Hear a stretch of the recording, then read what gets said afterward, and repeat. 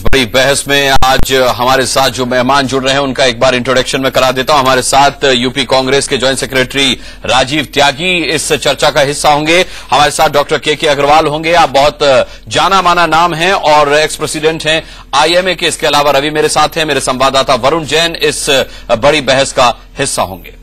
Clarify कर दूं, मैं आईएमए का इस वक्त में वाइस प्रेसिडेंट इलेक्ट हूं। जी, thank you. Delhi medical association का पास्ट प्रेसिडेंट हूं। जी, और ये बताना बेहद जरूरी है, जैसा कि आपने देखा इस रिपोर्ट में, हमने चंद मिनटों में कई घंटे लंबे एक ऑपरेशन को समेटकर आपको दिखाने की कोशिश की कि किस तरह से पुलिस वाले बेशर्मी के साथ जख्म बेच रहे थे, मरीजों को एक अस्पताल में ले जाने की कीमत वसूल रहे थे। लेकिन इस सबके बाद नोएडा पुलिस ने क्या कहा, कैसे 23 घंटे के भीतर मजबूर हो गए अधिकारी कार्रवाई करने पर। अब एसएसपी के मुंह से आप खुद ये सुनिए। देखिए, इसमें जिन भी पीसीआर के जिन कांस्टेबल्स का नाम सामने आया उसके खिलाफ हम सख्त से सख्त कार्रवाई करेंगे। उनको हमने सस्पेंड कर दिया है और उसके हमारी जो जांच होगी, डिपार्टमेंट प्रोसीडिंग होगी, उसमें उनके खिलाफ सख्त से सख्त कार्रवाई होगी। इसको प्रिवेंट करने के लिए हम ये इंश्योर करेंगे अगर बहुत सीरियस पेशेंट है तो वो नियरेस्ट हॉस्पिटल में जाए। ज्यादा से ज्यादा जो 108 एम्बुलेंस सर्विस है हमारी, उसका इस्तेमाल किया जाए।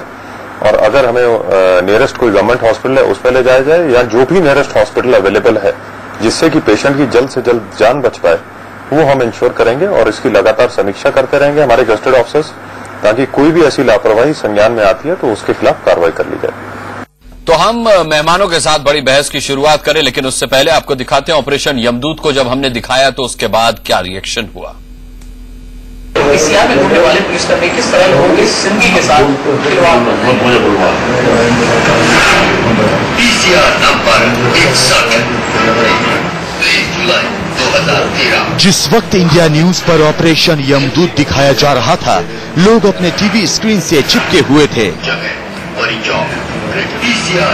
जब इंडिया न्यूज पर पीसीआर वालों का काला सच सामने आया, लोग हैरान होते रहे।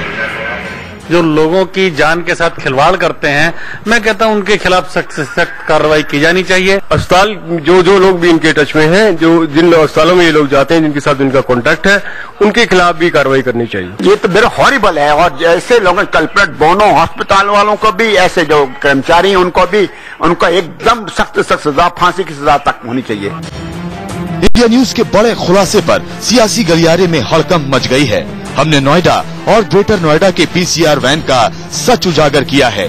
इसीलिए अखिलेश सरकार और पुलिस के आला अधिकारियों की नींद उड़ी हुई है। ऑपरेशन यमदूत के दिखाए जाने के बाद ग्रेटर नोएडा के एसपी ने आपात बैठक बुलाई। स्टिंग ऑपरेशन को देखकर अखिलेश सरकार सख्ते में है। देखिए, अगर ऐसी कोई बात है तो उसकी जानकारी कर ली जाएगी पूरी तरीके से, और अगर उसमें संलिप्तता पाई जाती है तो उसके खिलाफ कार्रवाई की जाएगी। इंडिया न्यूज के स्टिंग ऑपरेशन ने विपक्ष को बैठे बिठाए मौका दे दिया। अब पूरे विपक्ष ने अखिलेश यादव की सरकार को कटघरे में खड़ा कर दिया है। ये आपने स्टिंग ऑपरेशन एक सब्जेक्ट पर किया, अगर पूरी समाजवादी पार्टी पर आप स्टिंग ऑपरेशन करें तो ऐसे हजारों घोटाले और घपले होंगे कि जो अपनी स्वार्थ पूर्ति के लिए करते हैं। आप लोग खुद ही दिखा रहे हैं, और अगर पूरा नहीं भी दिखाया जा रहा है तो जितना दिखाया जा रहा है उतना ही इतना दर्दनाक होता है और खौफनाक होता है कि यहाँ की जनता उससे बहुत परेशान है। एक बार फिर हम आपको बता दें कि हमारा मकसद पूरे पुलिस प्रशासन पर सवाल उठाना नहीं था। हम सिर्फ उन पीसीआर स्टाफ वालों का सच उजागर करना चाहते थे जो घायलों को उन अस्पतालों में ले जाते थे जिनसे उन्हें कमीशन मिलता था।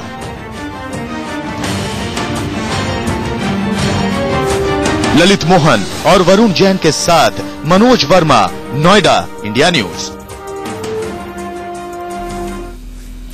इस वक्त हमारे साथ डॉक्टर के अग्रवाल मौजूद हैं। और ये भी बता दें आपको कि यूपी अकेला ऐसा स्टेट है जहां पर हादसे में मरने वालों की संख्या का जो आंकड़ा है वो दूसरा देश में सबसे बड़ा है। अग्रवाल साहब, आपसे जानना चाहूंगा कि एक हम गोल्डन टाइम की बात करते हैं, जब कोई हादसा होता है उसके बाद में मेडिकल सहायता उसको मिल जानी चाहिए, उस मदद के लिए वो समय सबसे ज्यादा कीमती बताया जाता है।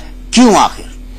जी, सबसे पहले मैं जो अभी पुलिस का मैंने स्टेटमेंट सुना कि हमने डायरेक्शंस दे दी हैं कि सारे सरकारी अस्पताल में जाएं, आई थिंक ये गलत है। बिकॉज ये मैसेज नहीं जाना चाहिए। जैसे दिल्ली के अंदर में रेप कांड हुआ, वहां पे आप दिल्ली सरकारी अस्पताल में लेकर गए जो 45 मिनट था, the medical is very clear. 10 minute के अंदर अंदर मेडिकल का जो पेशेंट विक्टिम है उसको उठा लेना चाहिए और 1 घंटे के अंदर में उसकी ब्लीडिंग बंद हो जानी चाहिए, उसका ब्लड प्रेशर कंट्रोल हो जाना चाहिए। This is called golden hour. So the idea is to reach the nearest hospital, चाहे वो प्राइवेट हो चाहे वो गवर्नमेंट हो। ना ये अलग इश्यू है कि कोई पैसे दे रहा है, वो एक अलग मेडिकल प्रोफेशनल मिसकंडक्ट है। अगर आप इसको प्रूव करते हो मेडिकल काउंसिल में कंप्लेन कर सकते हैं, वो इंक्वायरी करेगी, इसके बारे में बात करेगी। लेकिन मैं थोड़ा सा क्लियर करना चाहूंगा कि पुलिस ने जो अपने निर्देश दिए हैं उसमें यह कहा है कि अगर कोई ज्यादा गंभीर हालत में है तो उसे प्राइवेट अस्पताल में भी ले जाया जा सकता है, लेकिन एक रूटीन प्रैक्टिस नहीं होनी चाहिए कि जिसको भी चोट लगी है उसको आप लेकर जाएं तो प्राइवेट में ही लेकर जाएं। अब तक यही हो रहा था। नहीं, वो भी मेरा कहने का मतलब सिर्फ ये है, बिकॉज जैसे रेप कांड है, सरकार, भारत सरकार ने ऑलरेडी डिसीजन लिया हुआ है कि प्राइवेट अस्पताल हो या गवर्नमेंट अस्पताल हो, जहां पर भी हो, नियरेस्ट हॉस्पिटल के अंदर में या नर्सिंग होम में मेडिकल फैसिलिटी मिलनी चाहिए। आप प्राइवेट हॉस्पिटल में लेके जाओ, आपको लगे कि प्राइवेट वाले बोलते हैं सीरियस नहीं, आप उठा के सरकारी अस्पताल में ले जाओ। लेकिन ऐसा नहीं होना चाहिए इस डिसीजन से कि कुछ लोगों को नुकसान हो जाए जस्ट बिकॉज कुछ डॉक्टर्स ने पकड़े गए हैं या कोई अस्पताल के अंदर में एक पेशेंट को खींचने की कोशिश की गई है।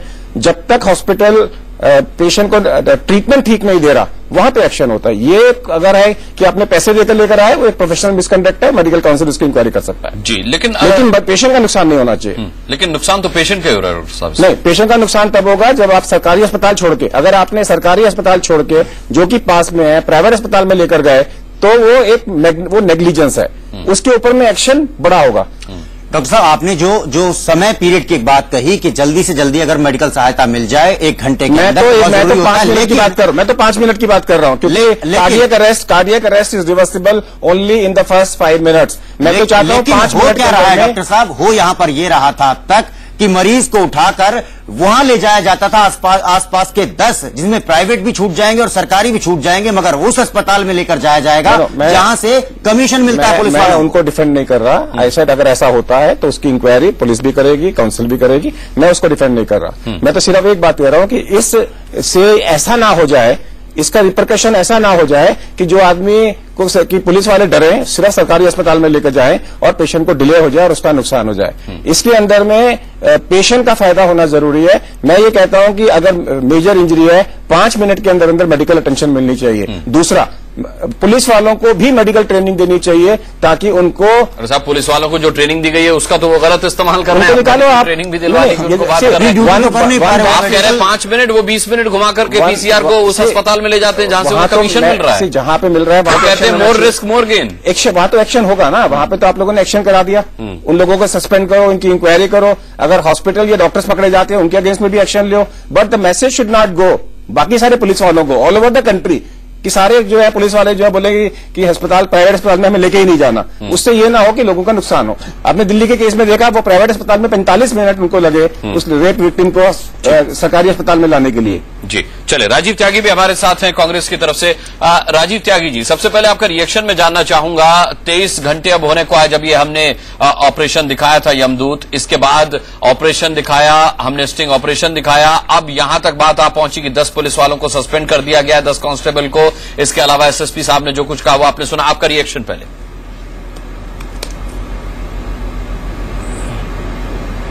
देखिए अनुराग जी, इंडिया न्यूज 100% इसके लिए बहुत बहुत बहुत बहुत बधाई के पात्र हैं। मेरी शुभकामनाएं कि आगे भी वो समाज के जितने भी मानवता से संबंधित ऐसे कार्य हैं जो कि हमारे समाज के लोग बात जिन पे बहुत ज्यादा जिम्मेदारियां हैं समाज को आगे चलाने की, वो समाज को दूषित करने का काम कर रहे हैं, समाज को दिग्भ्रमित करने का काम कर रहे हैं और समाज को गलत दिशा देने का काम कर रहे हैं। ऐसे लोगों का स्टिंग ऑपरेशन होता रहना चाहिए और इंडिया न्यूज को मेरी उसके लिए शुभकामनाएं।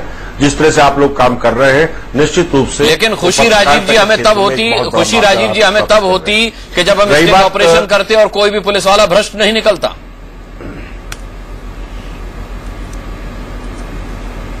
नहीं, वो देखिए ऐसा व्यवस्था ऐसी हो गई है, पूरी व्यवस्था क्योंकि मैं राजनीति में हूं तो वहीं से बात शुरू करता हूं।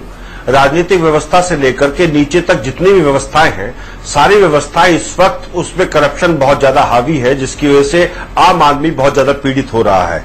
अभी डॉक्टर अग्रवाल ने एक बात कही थी कि अभी पुलिस ने उनको सजा दे दी है, सस्पेंड कर दिए पुलिस वालों को सबको। 1 मिनट में कंप्लीट कर लूं प्लीज। जी। पुलिस वालों को सबको सस्पेंड कर दिया है। डॉक्टर के अग्रवाल जैसे मैंने सुना है शायद आईएमए से हैं, क्या वो क्या कार्रवाई कर रहे हैं उन डॉक्टर्स के विरुद्ध जिनको भगवान माना जाता है? वो क्या कार्रवाई कर रहे हैं उन मेडिकल प्रोफेशन चलाने वाले लोगों के विरुद्ध, उन इंस्टीट्यूट्स के विरुद्ध जो लोग रिश्वत दे रहे हैं? क्योंकि रिश्वत लेने वाला भी अपराधी है, साथ साथ रिश्वत देने वाला भी उसका उतना ही बराबर अपराधी है। उस पर आईएम में क्या कार्रवाई कर रही है? अगर उस पर जवाब दे रहे हैं। हमारे यहाँ पर दो संस्थाएं हैं। अभी एक मिनट, एक चीज और बोल दूं। बोलिए अग्रवाल साहब, एक मिनट और बोलिए। एक मिनट और बोलिए जी। बोलिए। मैं दूसरी बात ये कहना चाहूंगा अनुराग जी आपसे कि देखिए, समाजवादी पार्टी उत्तर प्रदेश में पिछले 1-1.25 साल से राज्य में है, और राज्य में जिस तरह से त्राहिमाम उत्तर प्रदेश की जनता आज कर रही है सभी क्षेत्रों में, उससे निश्चित रूप से अखिलेश जी की सरकार से दिल्ली में आपकी सरकार है, आपकी पुलिस ने तो बाइकर गैंग के एक लड़के को गोली मार दी। इस बहस को शुरू मत कीजिए। नहीं, इस बहस को राजीव जी शुरू मत कीजिए, क्योंकि फिर अगर आप कहेंगे समाजवादी पार्टी की पुलिस और इसकी पुलिस उसकी पुलिस, तो फिर बहस चर्चा का रुख पलट जाएगा। जी उस अनुराग जी, दिल्ली का मुद्दा और यहां का मुद्दा थोड़ा डिफरेंस उसमें इसलिए है कि बाइकर मैं नहीं कह रहा कि गोली चलाना कोई अच्छी बात है। मैं पुलिस की बात कर रहा हूं, दिल्ली की हो, नोएडा की हो, पुलिस है। पुलिस का भरोसा दिल्ली में भी वही है लोगों का, पुलिस पर भरोसा, और नोएडा में भी वही है। देखिए, पुलिस की जो व्यवस्था है पूरे देश की, वो चरबराई हुई है। उसके बहुत सारे कारण हैं, उसके सबसे बड़े कारणों में अगर आप जाएंगे तो उसमें उनका जवाब लेते हैं। पहले जो आपने सवाल पूछा था डॉक्टर अग्रवाल से, लेकिन कि क्या कार्रवाई मेडिकल काउंसिल की तरफ से हो सकती है इनके खिलाफ, पहले इसका जवाब ले लेते हैं इनका, फिर आप अपना अगला सवाल पूछिए। Let me explain. हमारे यहाँ पे 2 सिस्टम्स हैं, एक एसोसिएशन होती है और एक काउंसिल होती है। इंडियन मेडिकल एसोसिएशन एक मेडिकल एसोसिएशन ऑफ डॉक्टर्स है। वो अपने डॉक्टर्स के अगेंस्ट में इंक्वायरी नहीं करती, फॉरवर्ड कर देती है ऐसी कंप्लेन को। इंक्वायरी करने का काम मेडिकल काउंसिल ऑफ इंडिया का है। मेडिकल काउंसिल ऑफ इंडिया को अगर आइदर सुमोटो ऐसे केसेस में एक्शन ले सकती है, या कोई कंप्लेन करे या फॉरवर्ड करे। अब ऐसे केसेस में या मीडिया फॉरवर्ड कर सकता है या पुलिस फॉरवर्ड कर सकती है। तो मेडिकल काउंसिल ऑफ इंडिया इसको यूपी मेडिकल काउंसिल के अंदर में फॉरवर्ड करेगी। मेडिकल काउंसिल ऑफ इंडिया के हमारे एक्ट के अंदर में 2-3 प्रावधान है। नंबर 1 इज कि आप टाउट को नहीं रख सकते। अगर आप टाउट रखते हो, टाउट का मतलब है कि आप एजेंट से टाउट रखते हो जो कि जाके बिजनेस प्रोक्योर करता है, या फिर 6.1 के अंदर में अगर आप कोई भी if you are soliciting patients, ये हमारे यहाँ पे प्रोफेशनल मिसकंडक्ट है, जिसके लिए हॉस्पिटल के एडमिनिस्ट्रेटर को, जो मेडिकल डायरेक्टर है, या फिर जो हॉस्पिटल के डॉक्टर्स अगर इसमें दोषी पाए जाते हैं तो उसका जो है मेडिकल काउंसिल जो है एक्शन ले सकती है उसके अगेंस्ट में। तो इसके लिए अगर आपका कोई भी आदमी इसके लिए complain medical council of India को कर सकता है। मैं इसका एक्शन यूपी इंडिया न्यूज पे देख रहे हैं, पुलिस वालों के खिलाफ कार्रवाई इसके अंदर में यूपी मेडिकल काउंसिल, वहां के जो प्रेसिडेंट हैं, यूपी मेडिकल काउंसिल जब भी अपनी मीटिंग होती है तो वो इसके अंदर में सुमोटो एक्शन का भी उसके अंदर में प्रावधान है। तो आपने जो कहा उसका मतलब ये हुआ कि 24 घंटे से जो यूपी मेडिकल काउंसिल है वो सो रही है, उसे ना तो इस बात की जानकारी है या फिर उसको परवाह नहीं है। क्या आप ये कहना चाह रहे हैं? मैं ये नहीं कह सकता, बिकॉज मैं यूपी मेडिकल काउंसिल से कनेक्टेड नहीं हूं, मैं दिल्ली मेडिकल काउंसिल से कनेक्टेड हूं। अगर हमारे यहाँ पे ऐसे केसेस होते हैं तो हम लोग सुमोटो एक्शंस लेते हैं। तो यूपी मेडिकल काउंसिल से ही आपको पता करना पड़ेगा कि क्या उन्होंने इसके बारे में पता है कि नहीं है, और वो इसके बारे में इंक्वायरी कर रहे हैं। कितने टाइम फ्रेम में करते हैं आप? अगर दिल्ली मेडिकल काउंसिल के अंदर में ये केस आता है, जब भी हम कोई ऐसे सुमोटो केसेस होते हैं, हमारे यहाँ पे 24 घंटे में इंक्वायरी चालू हो जाती है। जी, 24 घंटे में इंक्वायरी शुरू हो जाती है। और अगर यूपी मेडिकल काउंसिल ने ये इंक्वायरी अभी तक नहीं की है, चूंकि 24 घंटे अभी होने को आए हैं, तो अग्रवाल साहब क्या और इसके अलावा क्योंकि ये मैटर हॉस्पिटल से रिलेटेड है, तो डायरेक्टरेट ऑफ हेल्थ सर्विसेज जो स्टेट का होता है यूपी का, जो कि लखनऊ से कंट्रोल होता है, वो भी इंक्वायरी करना चाहे तो कर सकते हैं। और वो सरकार के अंदर में है। जैसे दिल्ली के अंदर में हॉस्पिटल के अगेंस्ट में डायरेक्टरेट ऑफ हेल्थ सर्विसेज करता है और डॉक्टर्स के अगेंस्ट में काउंसिल करता है। जी, एक और बड़ी हैरानी की बात है कि यूपी सरकार की तरफ से कोई बड़ा बयान इस पूरे मुद्दे को लेकर अब तक नहीं आया। सरकार मतलब जैसे पुलिस ने भले कार्रवाई कर दी है, यहाँ पर 23 घंटे होते, लेकिन 24 घंटे होने को है, सरकार की तरफ से कोई बयान नहीं है। सरकार की तरफ से अभी तक कोई बयान नहीं आया है। और जो कि बात कर रहे हैं के अग्रवाल साहब, यूपी मेडिकल काउंसिल, उसकी तरफ से कोई बयान नहीं आया है, उसने किसी तरह की कोई कार्रवाई की हो, इसके संकेत नहीं मिले हैं। केवल अगर देखा जाए तो नोएडा के एसएसपी ने इस पूरे मामले का संज्ञान लेते हुए ऑपरेशन यमदूत के आधार पर बाकायदा उन्होंने 10 कांस्टेबल को सस्पेंड किया है, जबकि रवि स्टिंग ऑपरेशन में इसके अलावा भी पुलिस वाले दिखाए गए थे। पूरी की पूरी पीसीआर हमने दिखाई थी कि उसमें जो 3-3 या 4-4 पुलिस वाले हैं सभी किसी तरीके से डील करते हैं। मनोज, मैं आपसे जानना चाहूंगा कि कितना गंभीर है इस मामले को, कि कितनी गंभीरता से देखा जाए, जो कि यूपी पुलिस को देखना चाहिए, जो कि यूपी गवर्नमेंट को देखना चाहिए। आप लोग जब गए तो आपने क्या देखा? क्या पुलिस वाले बिल्कुल तैयार बैठे थे कि आप उनको कमीशन की बात करें और वो तैयार हो जाए तुरंत कि हाँ ठीक है हम आपके अस्पताल में ले आएंगे पेशेंट को? जी बिल्कुल, देखिए अनुराग, बहुत ज्यादा गंभीरता से लेना चाहिए पुलिस को इस पूरे मामले को, क्योंकि आपको बता दूं अनुराग कि जब ग्रेटर नोएडा हम लोग पहुंचे थे तो वहां पर जो पीसीआर 61 जो 61 पीसीआर थी वो खड़ी थी। थोड़ी सी बातचीत में उसने कहा कि आप साइड में आइए, आप पूरी बात खुलकर कीजिए और साइड में आइए। जब साइड में जाकर हमने उससे बातचीत की तो उसने साफ तौर पर बताया कि फलाना जो अस्पताल वाला है वो इतने पैसे देता है और जो एक और अस्पताल वाला है वो इतने देता है, तो जहां हमारी गाड़ी का रूट पड़ता है वहीं पर छोड़ देते हैं। इसके अलावा उसने ये भी बताया कि अगर आपको बातचीत करनी है सभी पीसीआर वालों से तो सुबह थाने में 8 बजे ड्यूटी चेंज होती है, आप उस वक्त आ सकते हैं, और उसके अलावा रात को 8 बजे ड्यूटी चेंज होती है, आप उस वक्त आ सकते हैं। तो वहां पर आप सभी पीसीआर वालों से अगर बातचीत कर लेंगे तो आप अपने हॉस्पिटल के लिए, जो हमने एक अस्पताल का नाम बताया था कि हम इस अस्पताल से आए हैं, तो आप उनसे सेटिंग कर सकते हैं, उनको आप बता दीजिए। तो जो हमने पैसे की बातचीत की उनसे, तो उन्होंने कहा कि वो तो डिसाइड कर लेंगे सब मिलकर के आपस में। तो इसको बहुत ज्यादा गंभीरता से लेना चाहिए अनुराग, क्योंकि नोएडा के अंदर 74 पीसीआर हैं और हमें जानकारी मिली थी कि सभी के सभी भ्रष्ट हैं, और हमने तो सिर्फ कुछ ही पीसीआर का स्टिंग ऑपरेशन किया था। अगर हम सभी पीसीआर का स्टिंग ऑपरेशन करते तो अनुराग ये बहुत बड़ा खुलासा होता, इससे भी बहुत बड़ा। जी, बहुत बड़ा खुलासा हो सकता है रवि। लेकिन पूरे स्टिंग के दौरान आपने जो उसकी फुटेज है उनको बड़े ध्यान से देखा और आपने पूरे तफसील के साथ इस पूरे मामले को समझा है। अब आप ये भी समझ रहे हैं कि जो इस पर कार्रवाई हुई है वो बेहद नाकाफी है। सस्पेंड हुए, मैं आपसे समझना चाहूंगा ये जो 10 कांस्टेबल सस्पेंड हुए, इस कार्रवाई को किस तरीके से देखेंगे? देखिए, मुझे लगता है कि ये सिर्फ शुरुआत है। ये वो पुलिसकर्मी हैं जिनके या तो नाम हमको पता थे या फिर चेहरे बहुत साफ तौर पर दिखाई दे रहे थे और जिन्हें देखकर किसी तरह का शक शुबा था नहीं, या यूं कहें पुलिस की भाषा में कि प्रथम दृष्टया वो लोग दोषी नजर आ रहे थे यहां पर, और इसलिए उनको तुरंत के तुरंत सस्पेंड कर दिया गया। इसके बाद की जो कार्रवाई होगी, बहुत मुमकिन है कि नोएडा पुलिस इनके खिलाफ भ्रष्टाचार अधिनियम के तहत मामला दर्ज करे। लेकिन यहीं से असली बहस शुरू होती है कि क्या सिर्फ रिश्वत लेने वाला ही आरोपी है? क्या वो शख्स दोषी नहीं है जिसने रिश्वत ऑफर की या जिसने मरीज को कहा कि हम खरीदने को तैयार हैं, इसको आप हमारे अस्पताल तक लेकर आए? बिल्कुल, डॉक्टर्स अस्पताल पर ये सवाल रवि उठा रहे हैं। आपको बता दें, ऑपरेशन यमदूत में हमने नोएडा और ग्रेटर नोएडा में तैनात 6 पीसीआर वैन की काली सच्चाई आपको दिखाई। अब आपको पीसीआर नंबर 4 की पूरी हकीकत हम दिखाने जा रहे हैं।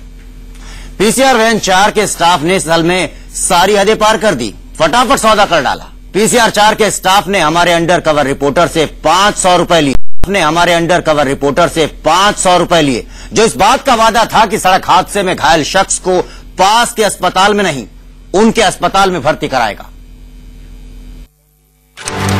तारीख 22 जुलाई 2013, वक्त शाम 6 बजे, जगह दिल्ली से 200 मीटर दूर नोएडा, सेक्टर 6 और 7 की रोड।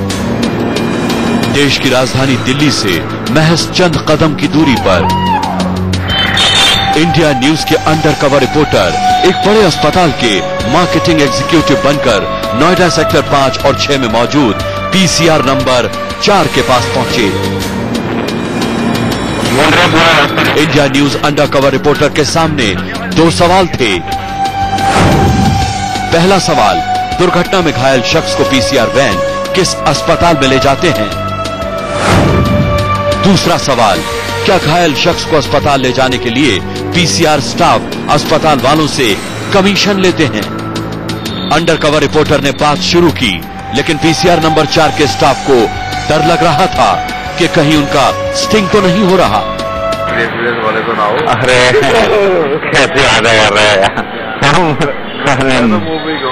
अरे नहीं 3 दिन हुए, हमें 3 दिन हुआ ज्वाइन किए हुए, तो हम खुद ही परेशान घूम रहे हैं। टारगेट दे दिया है हमें कंपनी की तरफ से कि भाई सेल्स बढ़ानी है हॉस्पिटल की। महीने के अंदर सर मैं एग्जीक्यूटिव हो सकता हूँ। अभी 3 दिन ही तो हुआ सर, वही तो मैं कह रहा हूँ। इंडिया न्यूज के रिपोर्टर जाने लगे, तभी एक ने इशारा करके बुलाया। हाँ जी सर, ऐसा हम कंफ्यूज हो रहे थे। मैंने कहा भाई कभी फेस गाड़ी वाले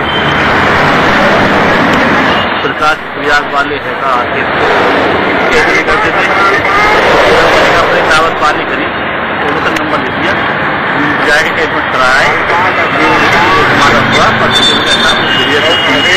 पुलिस वाले ने उन 2 अस्पतालों के नाम लिए जो उन्हें एक्सीडेंट में घायल शख्स को लाने के लिए कमीशन देते हैं,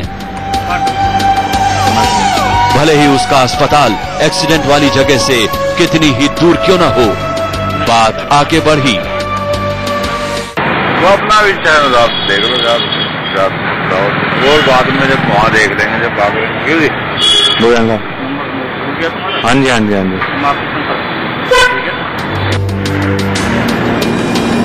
हमारे लिए कोई हैरानी की बात नहीं थी। अंडरकवर रिपोर्टर ने 500 रुपए का एक नोट पुलिस वाले के हाथ में पकड़ा दिया।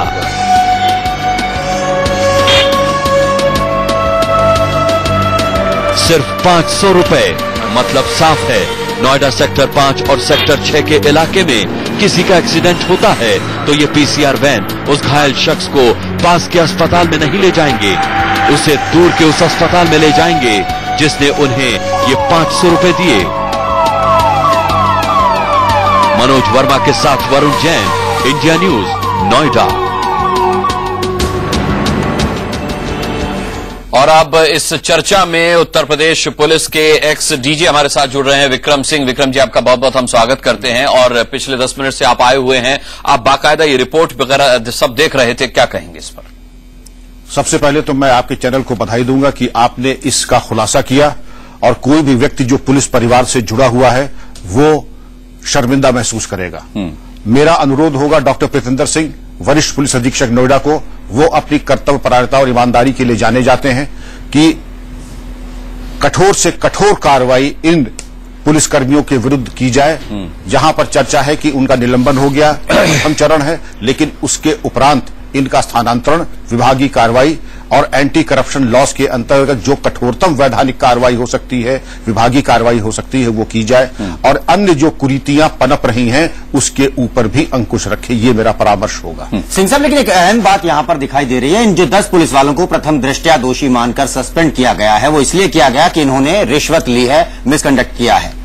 लेकिन जिन्होंने इनको रिश्वत दी है उन अस्पतालों के खिलाफ किसी प्रकार की कार्रवाई होती नहीं नजर आ रही यहां पर, क्यों? आपने बिल्कुल सही कहा कि रिश्वत लेने वाला और देने वाला दोनों दोषी होते हैं, लेकिन ये जरूरी नहीं कि सब एक साथ गिरफ्तार हो, सब पे एक साथ कार्रवाई हो। पहले चरण में जो इंटरनल डिसिप्लिन है, इंटरनल विजिलेंस है, उस पे कार्रवाई की जाती है। इंटरनल विजिलेंस के उपरांत जो अन्य तत्व हैं, न सिर्फ जो देने वाला है बल्कि जो फैसिलिटेटर है वो 120B आईपीसी का दोषी है।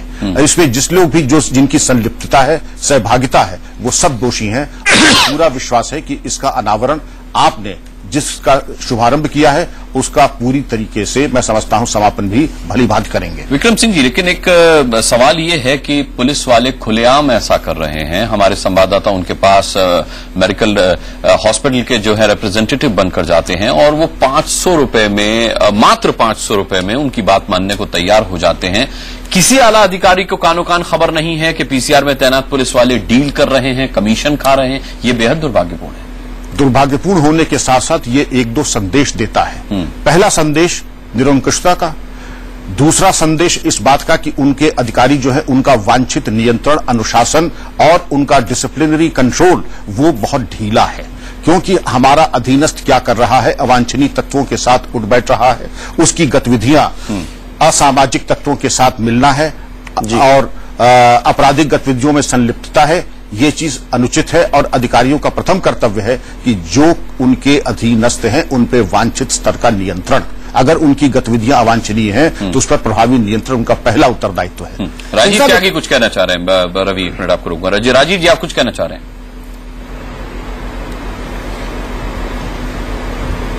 विक्रम सिंह साहब से मैं पूछना चाहूंगा कि क्योंकि डीजी रहे उत्तर प्रदेश के, सबसे बड़ा सूबा है उत्तर प्रदेश जनसंख्या के रूप में, कि इस समस्या की जड़ क्या है बेसिकली। जो आपके सिपाही, चाहे वो गाजियाबाद के हो और गाजीपुर के हो, बनारस के हो, मऊ के हो, बांदा के हो, चित्रकूट के हो, इस तरह की गतिविधियां कर रहे हैं, उनके क्या पे स्केल्स हैं, उनकी सुविधाएं क्या हैं, आपने डीजी रहते हुए इसमें कितना पुलिस के जितने सिपाही थे, जो कांस्टेबल हैं, उनकी सुविधाओं के लिए क्या क्या कार्य किए और क्या क्या कार्य होने चाहिए, क्योंकि इस बहस का सार्थक कोई ना कोई निर्णय निकलना चाहिए। इसकी वजह यह है कि अगर पुलिस का कांस्टेबल ठीक है तो मुझे लगता है बीट कांस्टेबल अगर ठीक है तो कानून व्यवस्था ठीक हो जाएगी, और जिस दिन कानून व्यवस्था ठीक हो जाएगी उस दिन इस प्रदेश का आम नागरिक सुरक्षित महसूस करेगा। उस पर जरा प्रकाश डालेंगे, जवाब ले लेते हैं विक्रम तो मुझे अच्छा लगेगा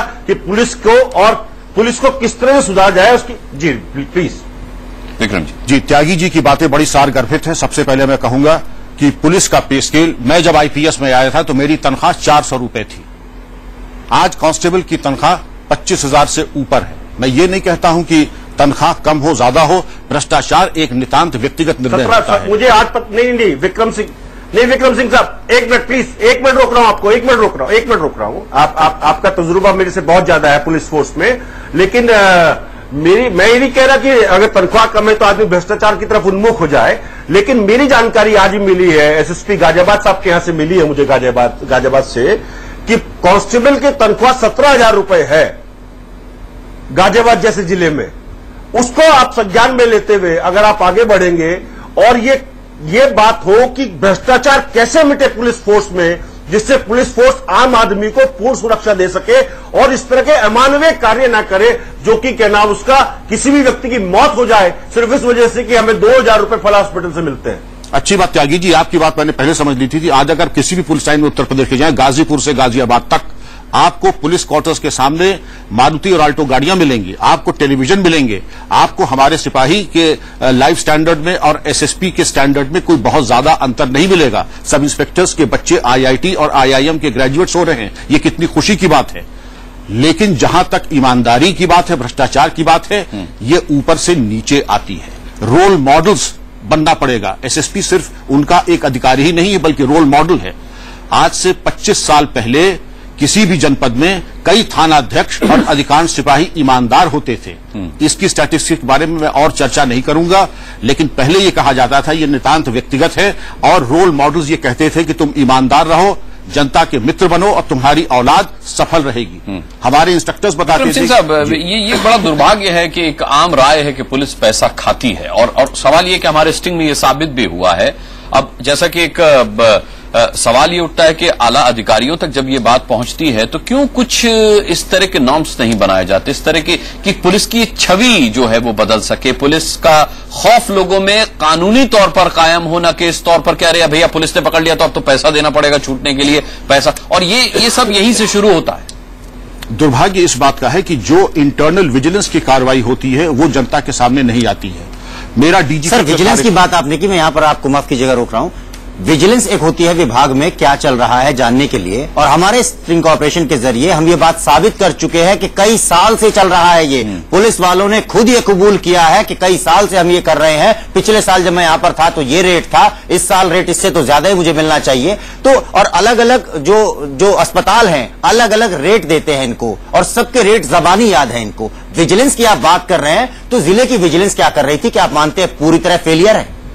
मैं ये तो नहीं कहूंगा पूरी तरह फेलियर, लेकिन किसी हद तक, काफी हद तक फेलियर है। नहीं, कई साल से नहीं पता उनको तो अंदाजा ही नहीं था इस बात का। अगर स्टिंग ऑपरेशन नहीं होता तो उनको तो पता ही नहीं चलता है। 10 भी अब सस्पेंड किए जबकि उनके चेहरे देख लिया, या फिर विक्रम सिंह जी नेटवर्क बहुत बड़ा है इसमें, फिर वो भी शामिल है।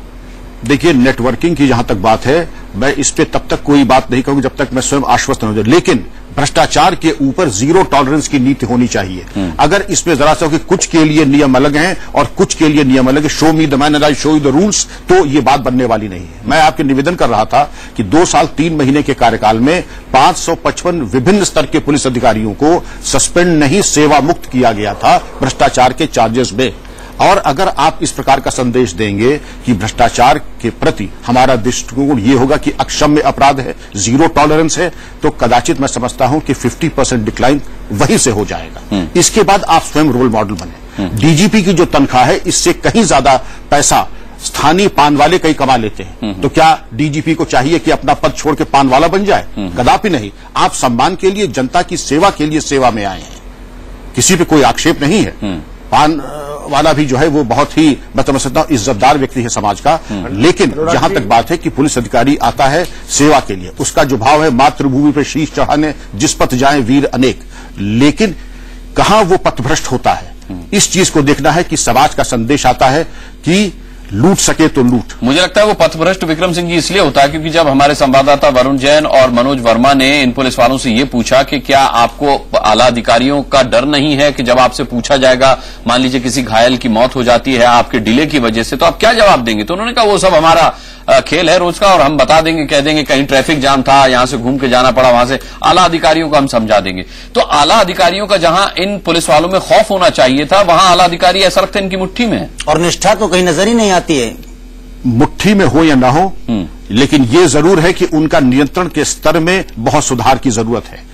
एक युग वो था कि आप क्या सोचते हैं, क्या खाते हैं, कहां जाते हैं, ये भी अधिकारी को जानने का अधिकार था, क्योंकि वो आपके मनोवृत्ति और चरित्र को इंगित करता था। अगर हम असामाजिक तत्वों से हमारा नेक्सस है, हम उनके साथ मिल बांट करके रिश्वत की व्यवस्था कर रहे हैं, स्ट्रक्चर्ड तरीके से भ्रष्टाचार कर रहे हैं, तो ये सोचने वाली बात है कि हमारा नियंत्रण का स्तर बहुत निम्न कोटि का है। और इसी के चलते हुए चाहे घर में बच्चा हो या पुलिस लाइन में सिपाही हो, अगर नियंत्रण का स्तर अच्छा नहीं होगा तो संतान भी और सिपाही दोनों उदंड हो जाएंगे। ठीक है, के अग्रवाल साहब भी हमारे साथ लगातार बने हुए हैं। के अग्रवाल साहब, बिल्कुल जाहिर सी बात है कि जितने दोषी ये पुलिस वाले हैं उतने ही दोषी वो डॉक्टर्स और वो अस्पताल वाले हैं जिन्होंने इनके साथ डील की। बाकायदा इनके पास ऑफर आया होगा, ये पुलिस वाले खुद चलकर अस्पतालों में नहीं गए होंगे। अस्पताल से जैसे हमारे संवाददाता एग्जीक्यूटिव बनकर गए थे, वैसे ही उन अस्पतालों से भी कोई इनके पास नुमाइंदा आया होगा। ये तो सस्पेंड हो गए, लेकिन उन डॉक्टर्स के खिलाफ, उन हॉस्पिटल्स के खिलाफ अब तक कोई कार्रवाई नहीं। डॉक्टर्स को आप डायरेक्टली इम्प्लीकेट नहीं कर सकते, बिकॉज आपने एक एजेंट को, टाउट को कई अस्पताल डॉक्टर्स ही चला रहे हैं, मैं इसलिए नहीं, मैं अलग बात कर रहा हूँ। ये टाउट्स को आप लोगों ने पकड़ा है। टाउट्स जो होते हैं वो हॉस्पिटल के अंदर में, I am basically against touts की। कोई भी टाउट अगर मेडिकल प्रोफेशन के अंदर में अगर पेशेंट्स को प्रिक्योर कर रहे हो, वो गलत है, वो प्रोफेशनल मिसकंडक्ट है, इसके अगेंस्ट में इंक्वायरी होनी चाहिए। सो इसमें हम डायरेक्टली डॉक्टर को बदनाम ना करें, बिकॉज डॉक्टर्स वहां किसी भी अस्पताल में काम करते हैं। पुलिस को भी नहीं कर रहे, बदनाम पुलिस को भी नहीं कर रहे। हो सकता है पता ही ना हो कि ये केसेस जो है कमीशन देके आ रहे हैं, जो डॉक्टर्स ट्रीट कर रहे हैं। कमीशन वो कौन लेता होगा फिर? कमीशन वो हॉस्पिटल का जो एडमिनिस्ट्रेशन है, अगर हॉस्पिटल के एडमिनिस्ट्रेशन में टाउट्स को आपने अपॉइंट किया है, तो उस टाउट्स को आपको इंक्वायरी करनी होगी कि वो हॉस्पिटल की डायरेक्शन में कर रहा है कि अपने नंबर बढ़ाने के लिए कर रहा है। मैं ये कहना चाहूंगा कि कई जगह पुलिस वाले सीधे पैसा न लेकर के पड़ोस के पान वाले या किसी अन्य व्यापारी क्या कहते हैं पैसा वहां जमा करो, लेकिन जब जांच होती है, कार्रवाई होती है, तो उसके ऊपर भी कार्रवाई होती है और जिस पुलिस वाले के माध्यम से वो पैसा ले रहा है उसके खिलाफ भी कार्रवाई होती है। मेरा परामर्श होगा कि जो डॉक्टर्स इस तरह के एजेंट्स को रखते हैं, एजेंट्स के खिलाफ तो कार्रवाई हो ही, लेकिन जिनके माध्यम से वो क्रियाशील हैं उनके विरुद्ध भी कार्रवाई 100% मैं एग्री करता हूं। जानना ये भी जरूरी है कि ये नेक्सस है क्या, आखिर ये टाउट का नेटवर्क आया कहां से वजूद में और क्या ये वाकई इतने बड़े पैमाने पर फैला हुआ है नोएडा में, ये जानने के लिए हम बात कर रहे थे वरुण जैन से। वरुण, आप इतने पुलिस वालों से मिले जो पीसीआर में तैनात थे, उनसे बातचीत के आधार पर क्या ये बात पूरे तौर पर साबित नहीं होती कि एक बड़ा नेटवर्क इन टाउट्स का काम कर रहा है जो अस्पतालों के लिए काम करते हैं और उनके पास आते जाते रहे हैं? क्या ये बात सही है? बिल्कुल रवि, जब ऑपरेशन किया था, हमने जब पीसीआर वालों से बात की तो उन्होंने बताया कि लगभग सभी अस्पतालों से उनके पास जो है एग्जीक्यूटिव आते हैं, सब अस्पतालों से उनको अलग अलग ऑफर मिलता है। कोई 1000 रुपए देता है, कोई 1500 देता है, कोई 2000 देता है। जहां से यहां तक कि पीसीआर वालों ने बताया कि ये फलाना अस्पताल तो हमारे को कैश पेमेंट तुरंत दे देता है, इसलिए हम प्रेफर करते हैं कि इसी अस्पताल में लेकर जाएं। तो पूरा का पूरा एक बहुत बड़ा नेटवर्क वहां पर फैला हुआ है। लेकिन साथ ही ये बात भी कहना चाहूंगा कि हमारे स्टिंग ऑपरेशन में हर पीसीआर इस तरीके से नहीं मिली। कुछ ये कह सकते हैं कि 10 में से करीब 7 पीसीआर मिली तो 3 नहीं मिली। 3 पीसीआर वालों ने हमसे कहा कि नहीं, 3 में बेईमान नहीं मिले आपको? बिल्कुल रवि की 3 ऐसी भी पीसीआर मिली जिन्होंने हमसे साफ मना कर दिया कि नहीं, हम ऐसे नहीं, जो पास का अस्पताल होता है हम तो वहीं पर लेकर जाते हैं, और कोई पेशेंट घायल है, कोई इतनी दयनीय स्थिति में है, उसको मदद की जरूरत, और ऐसे समय पर अगर हम किसी से पैसा लेते हैं तो हम इतना बड़ा त्यागी जी की बात का जवाब अनुराग इसी बात में छिपा हुआ है। ये सिपाही भी उतना ही तनख्वाह पाते हैं, उतना ही पैसा पाते हैं जितना कि वो सिपाही जो भ्रष्ट पाए गए जो कि रिश्वत लेते पाए गए। रवि, मनोज इस कुछ कहना चाह रहे हैं। जी मनोज। मैं डॉक्टर साहब की बात पे एक बात कहना चाहूंगा। डॉक्टर साहब, जब हमने स्टिंग ऑपरेशन की शुरुआत की थी तो इससे पहले हमने काफी रैकी की थी, और हमारा एक पुराना दोस्त था जो पहले हॉस्पिटल्स में काम करता रहा है, तो उसी ने उससे जब हमने बातचीत की तो उसने बताया कि हॉस्पिटल ही हमें ये कहता है कि आप ऐसे जाकर बातचीत कीजिए, जो बिजनेस है तो मनोज, इसमें हॉस्पिटल का एडमिनिस्ट्रेशन इन्वॉल्व होता है या डॉक्टर्स इन्वॉल्व होते हैं? जब उसने हॉस्पिटल का नाम लिया कि हॉस्पिटल में जब वो काम करता है, उसका बॉस उसको ये कहता है, उसका बॉस डॉक्टर है या फिर एडमिनिस्ट्रेशन है, ये उसने नहीं बताया। लेकिन उसने ये जरूर बताया था कि जितनी भी पीसीआर वो पहले जब काम करने जाता था तो उसने सब बताया था कि कौन सी पीसीआर कहां पे मिलेगी, किस तरीके से आपको बातचीत करनी है, शुरुआत कैसे करनी है। तो हमने पूरी रैकी करने के बाद इस पूरे ऑपरेशन को अंजाम दिया। सिस्टम को थोड़ा समझने की कोशिश करें कि हमें इसको एक ब्रॉडर स्पेक्ट्रम में जाना पड़ेगा, क्योंकि एलिगेशंस क्या क्या आते हैं। एक एलिगेशन आता है कि ये तो पुलिस वाला एक एलिगेशन आया, दूसरा एलिगेशन ये भी आता है कि अस्पताल के बाहर टाउट्स घूमते हैं कि इस पर्टिकुलर केमिस्ट के पास से चले जाओ तो मैं तुम्हारे को ये करा दूंगा। अस्पताल में टाउट्स घूमते हैं कि इस पर्टिकुलर डॉक्टर के पास चले जाओ तो आपका इलाज अच्छा हो जाएगा। टाउट्स घूमते हैं ब्लड बैंक के लिए कि अस्पताल के बाहर, सफदरजंग अस्पताल के बाहर आप ऑटो रिक्शा के पास चले जाओ। आप कहीं पर भी ऑटो रिक्शा वाला आपको बोलेगा कि नहीं नहीं नहीं नहीं, यहाँ कहां जा रहे हो, सफदरजंग के अंदर मैं प्राइवेट अस्पताल में ले जाता हूं। तो ये चीजें होती हैं और इसमें इंक्वायरी होनी चाहिए। और ऐसे टाउट्स, जो टाउट्स बिजनेस के लिए लाइफ के साथ में खेल रहा है, उसके अगेंस्ट में एक्शन होना चाहिए। होता क्या है, मेडिकल काउंसिल डॉक्टरों को पकड़ नहीं पाती क्योंकि डॉक्टर इसमें इन्वॉल्व नहीं है। टाउट छूट जाते हैं, कोई प्रूफ नहीं होता। ये जो टाउट का बिजनेस है, जो कि धंधा बना के पेशेंट्स को केमिस्ट गलत दवाइयां दिलवाते हैं, गलत ब्लड बैंक में ले जाते हैं, गलत अस्पताल में ले जाते हैं, उनकी जो इंक्वायरी पुलिस को स्ट्रिक्टली करनी चाहिए, ऐसे टाउट्स को पकड़ना चाहिए। लेकिन सिंह साहब, इस मामले में खोजा ही नहीं जा रहा, अब तक उनके खिलाफ न कोई एक्शन हुआ है, न कोई एफआईआर इस मामले में दर्ज की गई है। उन टाउट्स को जो इससे पहले पुलिस वालों को रिश्वत देते रहे हैं, उनके बारे में अभी तक कुछ न तो पुलिस ने एक्शन किया है, और क्या उनके खिलाफ कानूनी कार्रवाई नहीं हो सकती? क्या इंतजार करें यूपी मेडिकल काउंसिल कुछ करे? नहीं, काउंसिल तो टाउट्स के केस में कर ही नहीं सकती क्योंकि टाउट्स तो मेडिकल डॉक्टर्स नहीं है। काउंसिल को डॉक्टर से केस में करेगी, डॉक्टर को पता ही नहीं है, पुलिस को ही करनी है। तो कार्रवाई पुलिस को करनी है। टाउट्स तो जो है वो तो एक गलत काम कर रहे हैं। लीगली पुलिस क्या कर सकती है इन टाउट को, कैसे इस नेटवर्क को क्रैक कर सकती है? लीगली पुलिस इसमें बहुत कुछ कर सकती है। एक अच्छे इन्वेस्टिगेशन की जरूरत है जिसका अनावरण हो जाए। जैसे डॉक्टर साहब कह रहे हैं टाउट्स, मैं उसको कहता हूं कि हमारे special interest group SIG touts स्वयंभू नहीं है। टाउट्स हमने क्रिएट किए हैं अपने स्वार्थ के लिए। टाउट्स हमने क्रिएट किए हैं दो तरफा लाभ और सेवा, वो जो सर्विस है उसको प्रोवाइड करने के लिए। वो एक तरीके से इलीगल सर्विस प्रोवाइडर्स हैं। और अनुसंधान हो जाए, नार्को एनालिसिस हो जाए, कायदे से लाई डिटेक्टर लग जाए, दूध का दूध और पानी का पानी स्वतः हो जाएगा कि इसमें टाउट किसके कहने पर आया। पुलिस वाले अगर रिश्वत लेते हैं, उसका कलेक्शन का माध्यम क्या है, अगर कलेक्शन होता है तो उसकी डायनेमिक्स क्या है, पीछे किंग पिन कौन है, ये हर चीज का। लेकिन दुर्भाग्य से कोई सफल और एक तरीके से जो गहरा अनुसंधान होना चाहिए वो अब तक नहीं हुआ है। बिल्कुल। राजीव जी, एक आखिरी कमेंट मैं आपसे लेना चाहूंगा। क्या आपको उम्मीद है कि इस तरह के ऑपरेशन के बाद पूरी की पूरी व्यवस्था में बदलाव होगा? धीरे धीरे ही सही, लेकिन हम आगे कभी अगर 5 साल बाद ये स्टिंग कर रहे होंगे तो हमें कोई भ्रष्ट पुलिस वाला नहीं मिलेगा इस मामले में?